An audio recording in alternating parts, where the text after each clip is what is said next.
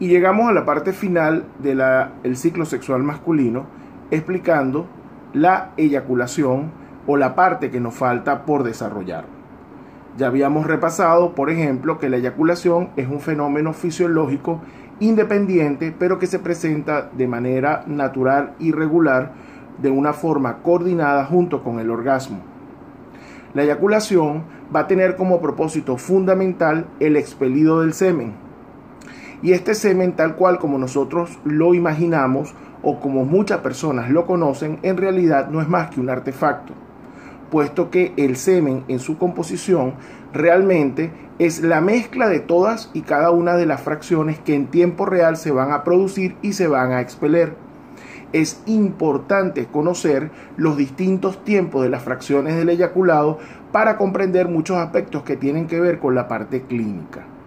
El semen como tal se va a eyacular en 4 fases distintas, una sucesiva detrás de la otra, de manera que en tiempo real el semen termina siendo la sumatoria de una serie de fracciones, que es lo que finalmente se estudia cuando se manda al laboratorio una muestra de semen para hacer un seminograma.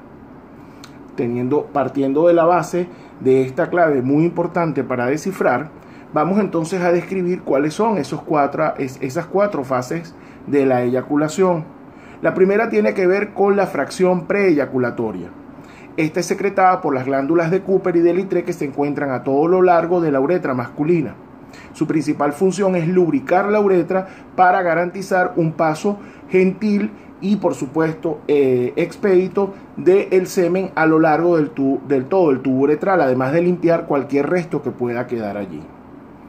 Luego va a venir una fase previa, que es prácticamente ya en los segundos inmediatos antes de que ocurra la eyaculación verdadera, y va a estar constado por secreciones prostáticas. Es rico en fosfatasas ácidas, en ácido cítrico, y tiene un pH bastante bajo, un pH ácido. Posteriormente, cuando se da ya la inminencia eyaculatoria, la eyaculación como tal de la fracción principal, se va a expeler lo que va a ser el principal contenido del semen, que es donde está la mayor parte de los espermatozoides. Fíjense que no es la primera emisión, y generalmente cuando el hombre lo mandamos al laboratorio a tomar la muestra, hay que hacerle la aclaratoria de que si llega a perder, aunque sea una gota de semen durante la toma de la muestra, esa muestra ya no es válida. Generalmente lo que ocurre es que el primer chorro es el que se pierde, y ese casi siempre contiene la mayor parte de los espermatozoides. Entonces es importante, si bien esto no es un diplomado de medicina reproductiva, pero recordar ese dato, porque todo va a entrar dentro de un proceso de conocimiento general y aprovechamos y los estudiamos en esta fase del ciclo sexual. Recordando entonces que la fracción principal está formado por la mezcla de las secreciones prostáticas, la secreción de las vesículas seminales y la secreción del esperma, donde contiene la mayor parte de los espermatozoides móviles y activos del eyaculado. Finalmente se termina de secretar una fracción final que proviene fundamentalmente de las vesículas seminales y que tiene una composición alcalina y rico en fructosa para darle soporte y nutrición a los espermatozoides en su viaje hacia el óvulo. De manera tal que, para recordar entonces de manera de resumen, el semen se expele fundamentalmente durante 4 momentos o 4 fases, cada una va de manera sucesiva y sincrónica para terminar de configurar lo que es la eyaculación como tal. Ahora bien, esta eyaculación que ya nosotros hemos revisado, que se da básicamente durante 2 fases, lo que es la fase de inminencia eyaculatoria y la fase eyaculatoria per se, este semen que vamos a eyacular está regulado por una serie de procesos de integración neurológicos que tiene que ver la porción cortical con el segmento medular. Más allá de las consideraciones anatómicas y los nombres de los circuitos, que realmente son tecnicismos, que sí son importantes conocerlo, ya ustedes lo tienen en la guía, lo que más me interesa que comprendan es qué tan sincrónicos están estos procesos y qué juega cada uno, qué papel juega o qué rol cumple dentro de la fase fisiológica. Vamos a tener básicamente 2 centros de control. un centro del control autonómico, que es el arco reflejo eyaculatorio que depende de la médula espinal, y vamos a tener un centro regulatorio cortical, ¿ok? Es decir, a nivel de las estructuras cerebrales superiores, que cumple un papel más que todo inhibitorio durante la eyaculación y posteriormente en la fase posorgásmica o en la fase de resolución poseyaculatoria. Fíjense lo siguiente. La médula espinal, el reflejo eyaculatorio, es sumamente autónomo, y no porque pertenezca a la zona de inervación del sistema nervioso autónomo, sino que realmente es un arco reflejo autonómico. Tan es así que si el hombre se encuentra inconsciente y anestesiado en una sala quirúrgica, o si es un paciente que fue sometido a una sección medular por encima de 10, nosotros vamos a conseguir que se puede seguir produciendo el reflejo eyaculatorio, tanto la erección, pero específicamente más así, el reflejo eyaculatorio. De manera tal que la eyaculación es un acto reflejo. La naturaleza siempre busca la manera de preservar la especie, y aún así, aunque tengamos un estado de inconsciencia o un estado involuntario y no estemos dentro de una relación sexual, existe real y fácticamente la posibilidad de que el arco eyaculatorio reflejo funcione y que pueda haber eyaculación sin control cortical. Es tan independiente que prácticamente el rol de nuestro cerebro en función del control del eje eyaculatorio es prácticamente solamente como una inhibición que pareciera a todas luces que está subordinado al arco reflejo. Esto lo vamos a comprender mucho mejor cuando nos vamos a los extremos, es decir, a un paciente que no es normal, sino un paciente o que presenta una eyaculación precoz o que presenta una eyaculación retardada. En el caso de los hombres con eyaculación precoz, ya eso lo vamos a estudiar en su respectivo capítulo, tienden a tener una mutación de los genes que hace de que el reflejo eyaculatorio se escape a su control, sea muchísimo más rápido, el periodo de latencia, de permanencia de la serotonina en el hiato sináptico no sea lo suficientemente duradero como para que el reflejo se pueda mantener, y evidentemente se va a dar una eyaculación de características precoces o prematuras. Entonces, en este contexto hay que entender lo siguiente. Por mucho que nosotros intentemos desde el punto de vista cortical tratar de inhibir el reflejo eyaculatorio, y fíjense que esa es su función principal, tratar de que las estructuras cerebrales regulen el reflejo a nivel espinal, se impone la autonomía del reflejo, y por eso es que quizás en la mayoría de las terapias conductuales sexológicas que nosotros como sexólogos podemos tratar de emplear con los pacientes para que controlen el reflejo eyaculatorio, hay tantas fallas terapéuticas. No es que no se pueda, de hecho existen muchos hombres que a través de un correcto proceso de formación en el sexo tántrico pueden llegar a aprender a disociar la eyaculación del orgasmo y a controlar sus tiempos orgásmicos. Pero esto es una labor bastante olímpica y elaborativa para poder llegar a esos niveles de desarrollo, es decir, no se da de manera tan natural. De manera que esto ratifica el control tan escaso que puede llegar a tener nuestra corteza sobre el reflejo medular y la importancia de la autonomía del reflejo, que inclusive en condiciones de estado de inconsciencia o en condiciones de una sección medular, por ejemplo, el reflejo se sigue produciendo igual.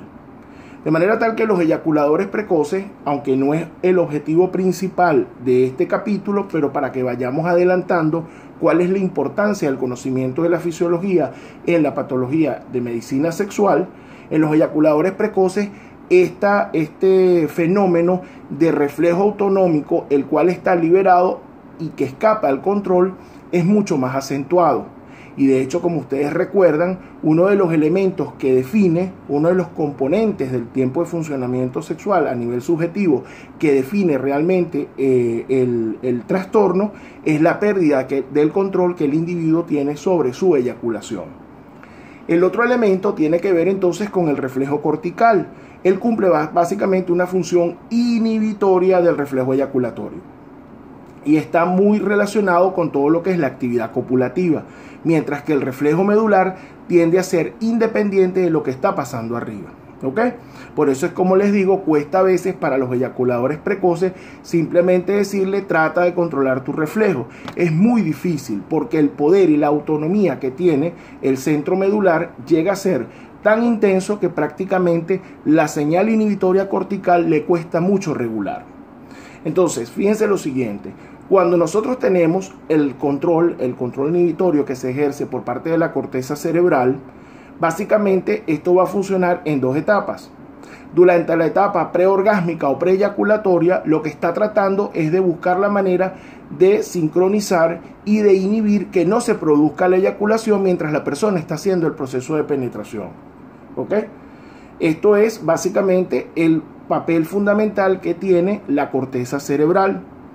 Ya una vez que se da el reflejo eyaculatorio, es decir, que se procede a dar la eyaculación, en ese momento directamente el cerebro no participa. Y posteriormente, una vez que el hombre ha eyaculado y ha entrado en fase de resolución, mediado por la serotonina, sí se da una fase de saciedad o reflejo postorgásmico en el cual el cerebro entiende de que ya se cumplió la función. En los eyaculadores retardados, por ejemplo, este control está exacerbado, pero quizás más al propio dominio de la zona cortical, a una, digamos, insensibilidad del reflejo a nivel medular. De manera que quizás ahí el mecanismo que más opere no sea en sí el control inhibitorio desde el punto de vista cortical, sino que realmente exista una insensibilidad o una sensibilidad bastante aumentada de los receptores a nivel medular para controlar la eyaculación, y por eso tiende a predominar el tono inhibitorio que da la región cortical. De manera tal que si ustedes pensaban que la eyaculación era simplemente el fenómeno de eyacular, si bien esa es la definición, realmente es un proceso muchísimo más complejo, que requiere la sincronización tanto del sistema nervioso autonómico simpático como del parasimpático, en una perfecta sincronía para que se puedan dar los tiempos precisos.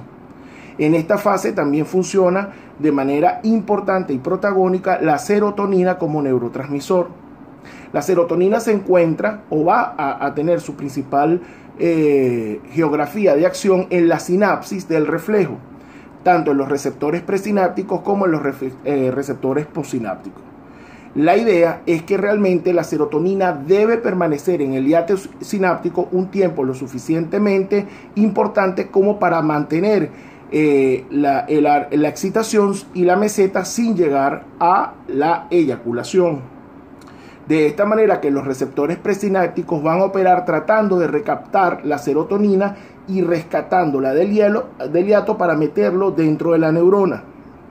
Mientras que los receptores postsinápticos van a tratar de evitar que esa serotonina sea recaptada. De manera tal que cuando consumimos o cuando prescribimos a un paciente inhibidores de la recaptación de serotonina, lo que estamos inhibiendo es la acción de los receptores presinápticos y con eso tratar de prolongar lo que se conoce como periodo de latencia. Es decir, la cantidad de tiempo que la serotonina liberada por el arco reflejo queda en la zona intersináptica y permite, y evitando por supuesto de que se desencadene la eyaculación.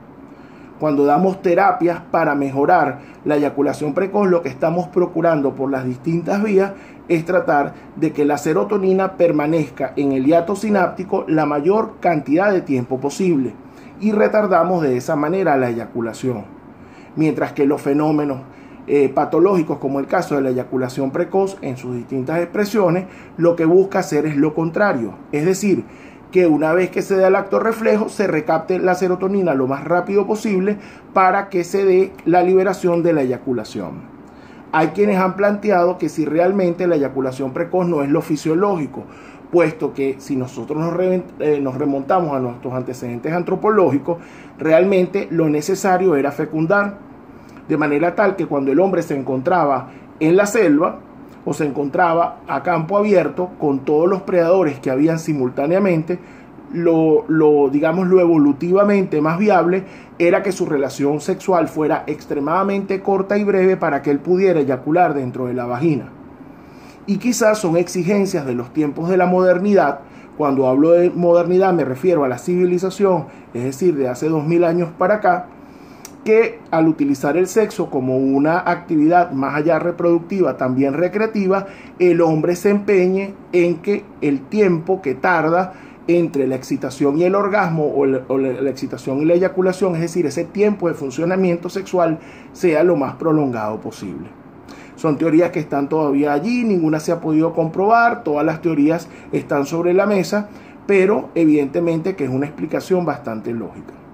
Finalizamos entonces con esta exposición el ciclo sexual masculino con sus distintos componentes y ya nos queda más que hacer algunas profundizaciones adicionales en la bibliografía para complementar lo aprendido. Que tengan todos buenas tardes y estamos en contacto.